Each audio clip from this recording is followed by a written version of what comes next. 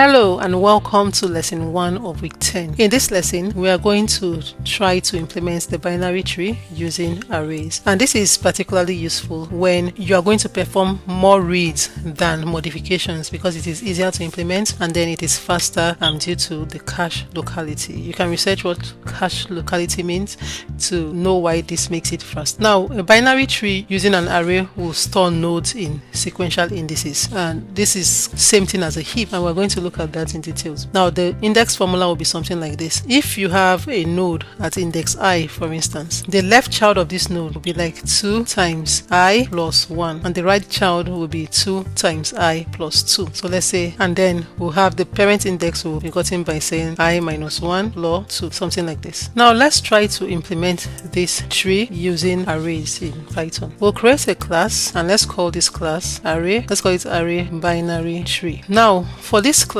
we want to have maybe the capacity of the tree, like the size that we want to give. Let's say we want 20, but we can change it when we create an object of this class. So let's do this with the init method, and cell capacity is equal to 20. We'll just put a default size or when the size is not specified. So we initialize this with a fixed capacity. Now we want this tree to store value directly in a Python list. So self.tree is equal to none times the capacity, and we'll have self.capacity will be equal to the capacity when it is specified. Alright, there are several methods we can create to insert, to delete, to insert in different positions, whether the left, the right, whether we want to make it a parent. Let's create an implementation that will create the root node and then the left child, the right child, and other subtrees. So let's create an insert method, then we'll create the root, the left and right. So let's say def insert, and for the insert we want it to take the index and the value. So say index and value. Now we want to say if the index is greater than the capacity, they want to raise an error or handle an error. So say if index is greater or equal to the capacity, it must be 1 less than the capacity, self than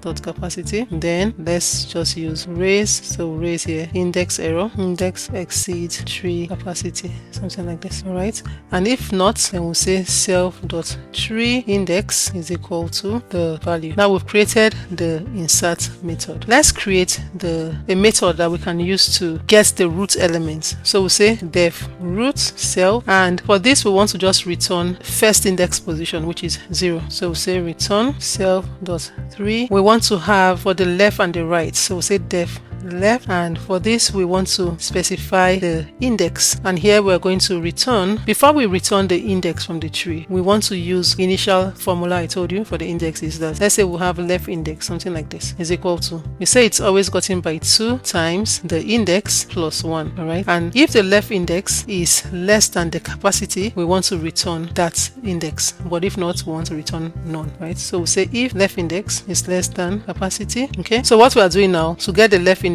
we use this formula, we'll plug in the index there. So if it's less than this capacity, we return it because it's within the range of the indexes of the tree. So say we'll return the elements at that index position. So we'll do something that's like the reverse for the right. The right is going to be plus 2, not plus 1. So we'll just copy the same thing for the right, and let's say def right, and we want to say right index is equal to 2 times index plus 2, and then right index is less than capacity, we'll return tree right index. So what we did here is if it is not, we'll just return none like this. Okay, and so the same thing here, we're going to return none. Now let's see when we want to get the parent. Let's say def parent. Now for this we want to always just return the parent node. It's like we're trying to find out which is the parent, right? So say the parent self, and we want the parent of a particular index like this, and then we'll say if index is equal to 0. So if index is equal to 0, it means that the root has no parent, so we'll return none. And if it is not the case, we want to say the parent index is going to be index minus 1, and we'll use the floor operator to round to the nearest digit to say, so let's say parent index is equal to index minus 1 plus 2 like this, and then we return self.tree parent index, something like that. Now everything we learned last week about pre-order, in-order, and post-order traversal, we can now create methods for them. So the pre-order traversal that we did is we'll look at the root, then the left, then the right, then we did in order to look at the left, the root, the right, and the post order to be left, right, root. So you can now use the same logic to get that here. In the case of this, you always remember that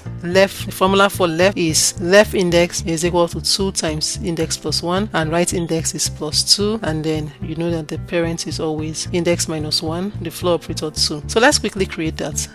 You have that in your lesson resource. You can refer to your lesson resource to see that code so that we can test this. So let's say the pre-order, and we want to get the index. Let's put a default value of 0, the first index position, and let's say the result is equal to none. Let's start like this, and we want to go root left, right. So if result is none, we want to return an empty list. But if that is not the case, we'll say if the index is greater than or equal to the capacity, or the tree index is none, we want to return result. Now we want to say result.append. We'll append the tree index self.reorder. So we still use recursion. We'll call the function here, and we will use the formula to go to the left. We'll say 2 times index plus 1, and then we'll have the result, right? And then we'll do the same thing for the right. Copy this and just change that to plus 2. Then we'll return at the end of it all, we'll return the result. So for in order is the same thing, but we're going left, root, right. So I'll just copy this and just switch that there. So I'll change this to in order transversal, and this none is uppercase. Sorry, I think I should have made a mistake here. Okay, so if result is none, we return empty. So if result is none, let's not return here. Let's say the result is equal to an empty list, and we'll do the same thing from here. For here, result is equal to an empty list. Let's set it this way, and then we want to change all of this from pre-order to in order. So pre-order, in order. Now, if the result is none, we set the result to an empty list. If the index is greater or equal to the capacity, or the tree index is none, we want to just return the result. And if that is not the case, we want to append that index to the results list, and we do that in a loop like that. So we are just doing how we traverse through the tree, but we are doing in order to be left, root, right. So we have left will come before the root, and then the right, and then post order will be left, right, root. I think we'll do it this way, and I'll change all of this to in order, and then we'll do the same thing for post order. I'll change this to post order, and if result is none, result is this. If index is greater than or equal to capacity, so it's all the same, we'll just change it. The root is visited last, so come here, something like this. So this is the traversal that we're going to use. Now let's create a string representation for debugging like this, and then we'll say self, and here we want to just return string self.tree, so we can print out the list when we're done. So let's say if an instance of this will be, we'll call the array binary tree, and let's say we want our capacity this time to be equal to 15. Now we want to manually build a tree. Let's say we want A to be a parent, the left will be B, the right will be C, B will have a subtree of D and E like we did in the last lesson. So let's say tree.insert, and we want to insert at index position 0, we want to insert A, so this will be the root. So we'll do that for index position 1, 2, 3, 4.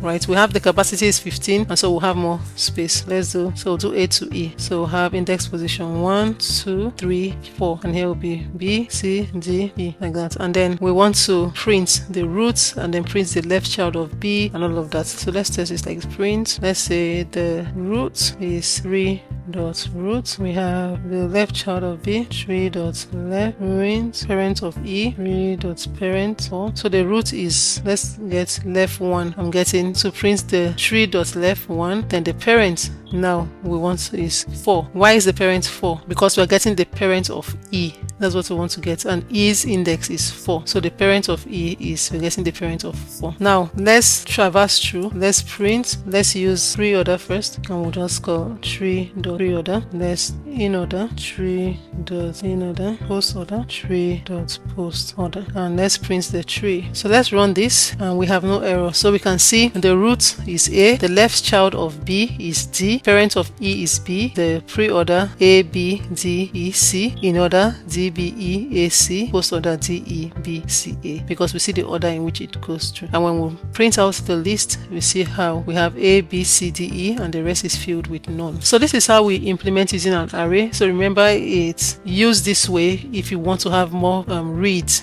than modifications. Then this works even better because of that cache locality and the fact that it's easy to implement. And so when you have trees that can tolerate unused slots, you have a heap, you can use it this way. In the next lesson, we are going to create a binary search tree. Thank you and see you in the next lesson.